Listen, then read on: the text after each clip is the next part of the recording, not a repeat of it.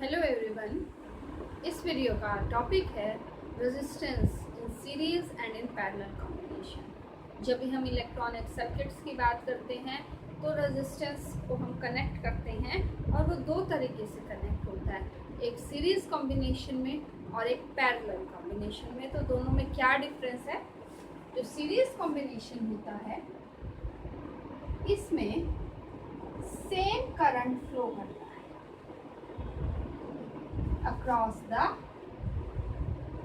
all resistances। ठीक है, suppose करो हमारे पास 3, 4, 5 रेजिस्टेंसेस हैं। अगर उन सभी रेजिस्टेंसेस में से अगर सेम करंट फ्लो कर रहा है तो इसका मतलब वो सीरीज कॉम्बिनेशन में। ठीक है, और पैरेलल कॉम्बिनेशन में क्या होता है? पैरेलल कॉम्बिनेशन में जो है सेम करंट फ्लो नहीं करता। वहाँ क्या सेम होता है?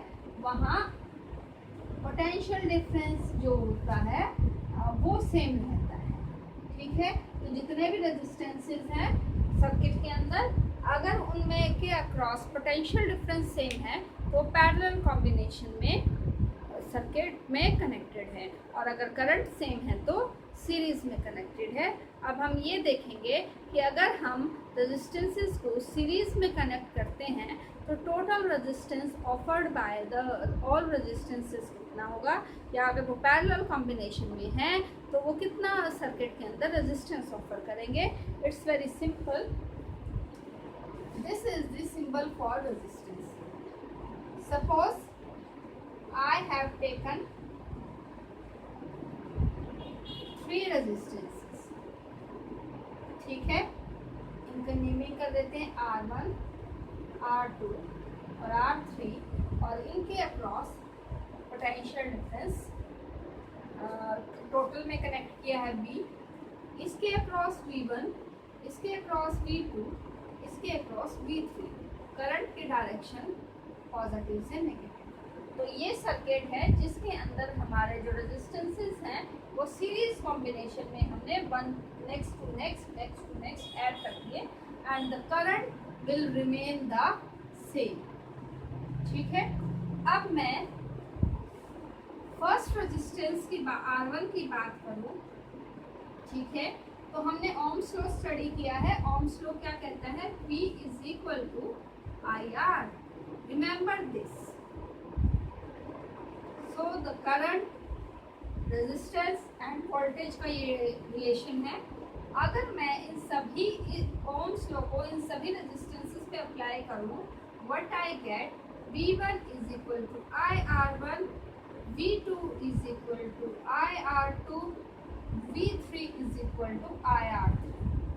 यहाँ पे मैंने सभी में I सेम रखा है। क्यों सेम रखा है? क्योंकि ये सीरीज कॉम्बिनेशन में है और सीरीज कॉम्बिनेशन में जो करंट है वो सेम रहता है। Now mark it equation 1, 2 and 3 and adding 1, 2 and 3। Equations कैसे ऐड होती हैं? Same side V1 plus V2 plus V3 is equal to IR1 plus IR2 plus IR3। We can I common, R1 plus R2 plus R3। ठीक है, now अब हम इन सभी resistances को एक सिंगल सर्किट मानते हैं। ये सारे के सारे रेजिस्टेंस मिलके जो रेजिस्टेंस ऑफर कर रहे हैं से RS। ठीक है, and the potential difference is V। जब इसके ऊपर मैं ओम्स लॉ अप्लाई करूंगी तो मेरे पास आएगा V is equal to IRS। इस इक्वेशन और इस इक्वेशन को कंपेयर करते हैं। We get V is equal to IRS, but we have received RS, the resistances in series equal to R1 plus R2 plus R3। यानी कि अगर किसी सर्किट में मैंने 3 रेजिस्टेंस लिए थे R1, R2, R3 और उनको सीरीज कॉम्बिनेशन में ऐड कर दूँ मैं, तो रेजिस्टेंस भी डायरेक्टली ऐड हो जाती हैं। सपोज इसकी वैल्यू जो है वो है 2 ओम, इसकी वैल्यू है 3 ओम, इसकी वैल्यू है 4 ओम। तो ये सारे मिलके इस सर्किट में टोटल रेजिस्टेंस कितना ऑफर करेंगे?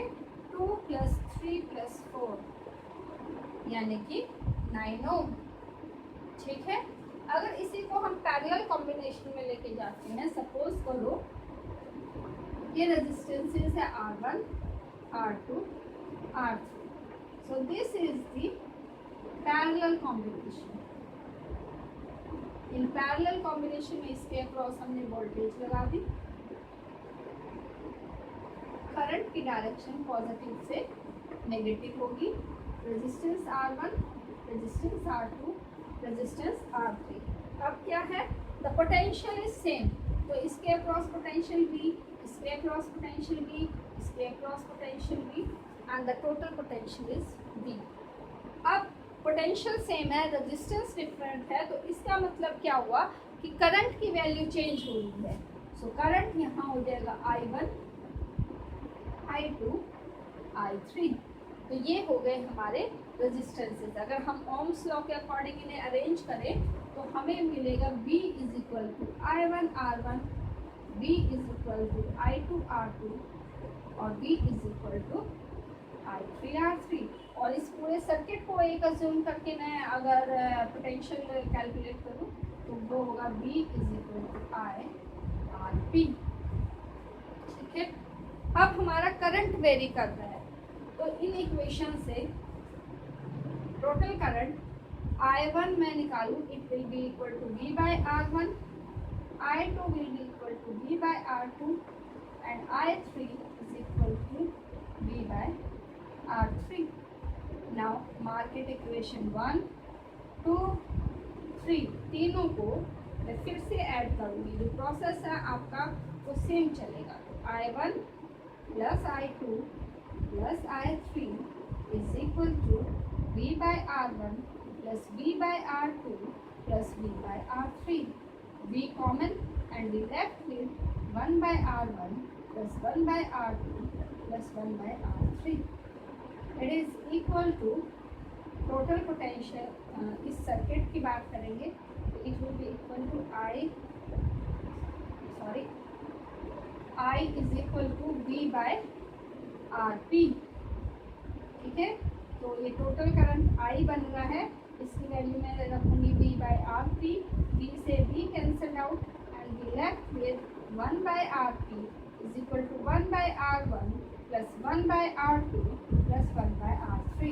यानी कि जब हम रेजिस्टेंसेस को पैरेलल कॉम्बिनेशन में लेके जाते हैं तो वो रेसिप्रोकल में ऐड होते हैं। ठीक है, सपोज करो इसकी वैल्यू 2 ओम है, इसकी वैल्यू 2 ओम है, इसकी वैल्यू 2 ओम है, तो ये कितना रेजिस्टेंस ऑफर करेंगे, it will be equal to 1/2 plus 1/2 plus 1/2। ये हो गया 2, 1, 2, 3, 3/2। It is equal to RP। जब मैं RP कैलकुलेट करूँगी it will be equal to 2/3 ohm. ठीक है, तो जब कोई चीज़ रेसिप्रोकल में जाके ऐड होती है तो उससे वो वैल्यू डिक्रीज हो जाती है। इट मीन्स यहाँ से हम ये कंक्लूड कर सकते हैं कि सीरीज कॉम्बिनेशन में इफेक्टिव रेजिस्टेंस इंक्रीज होता है, जबकि पैरेलल कॉम्बिनेशन में इफेक्टिव रेजिस्टेंस डिक्रीज होता है। तो सपोज अगर हमारे पास कुछ गिवन रजिस्टर्स हैं और मुझे उसकी वैल्यू जो है इफेक्टिव रेजिस्टेंस की इंक्रीज करनी है तो मैं उनको सीरीज कॉम्बिनेशन में ऐड कर दूंगी, और अगर मुझे वैल्यू डिक्रीज करनी है तो मैं पैरेलल कॉम्बिनेशन में ऐड कर दूंगी। तो इस तरीके की न्यूमेरिकल प्रॉब्लम्स जो है वो एग्ज़ाम में हमारे आती हैं कि हम इन रेजिस्टेंस को किस तरीके से ऐड करें कि इफेक्टिव रेजिस्टेंस इतना आ जाए। तो हम ये माइंड में क्लियर रखेंगे, in series combination the current is same, in parallel combination the potential is same, and the trick is P for potential and P for parallel, यानी कि पोटेंशियल सेम रहता है पैरेलल कॉम्बिनेशन में and the current is same in series combination. Effective resistance जो है series combination में increase होगा, parallel combination में डिक्रीज। Thank you.